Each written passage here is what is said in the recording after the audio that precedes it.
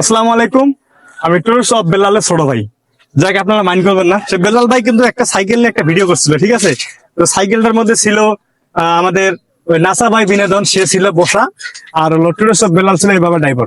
তো আমি তো ওই রকম হইতে পারবো না কন্টেন্ট ক্রিয়েটর, তো একটু ট্রাই করতেছি, দেখি ওই রকমের সিনারিটা আর কি ধরে ধরছি। তো আমি টুরস অফ বেলাল ভাইকে আমি দৃষ্টি আকর্ষণ করে বলছি, ভাই আপনি যে ধরনের কন্টেন্ট করেন সেভাবে আমি কন্টেন্ট করতে চাই, কিন্তু ভিউ বাড়ে না।